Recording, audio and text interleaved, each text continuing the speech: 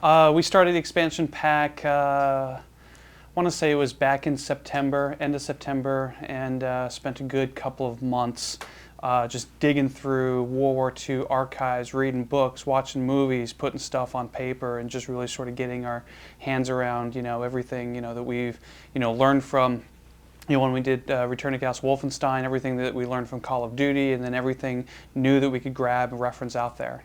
So it's been, 6, 7 months now.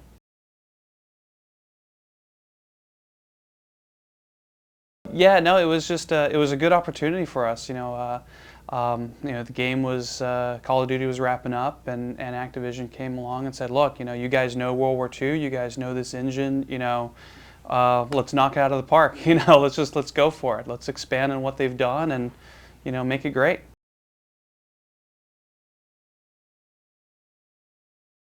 I mean, we've just sort of learned that by doing so much research and bringing in the military advisors, there's so many untold stories of World War II that we try to focus on saying, all right, each campaign is sort of going to be its own unique story, focused around sort of central little group of characters, and you'll see some familiar faces from the original Call of Duty sort of make some appearances as well.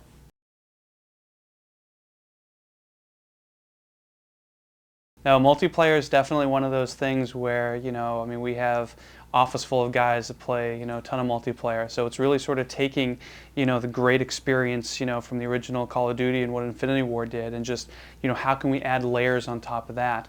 So, we've got, we're, adding the good old-fashioned staples like capture the flag, which, everyone in the office wanted, a lot of people wanted, domination mode, which is territorial based.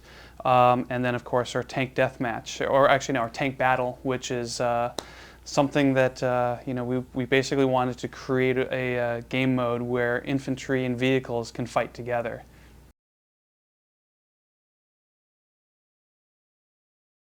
A lot of our modes, they actually do have objectives in them. But as far as objective-based modes, I mean, everything we're doing is kind of more territorial-based, and we're trying to explore a little bit of new ground, with what can be done in the engine and what can be done with our multiplayer modes.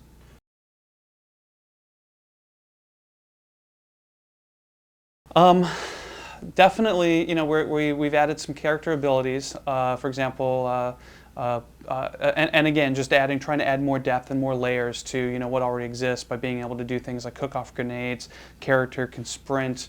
On some of our maps, you'll see that you'll be able to call in some artillery strikes. And of course, there is the bomber level, which you guys will see more about at E3.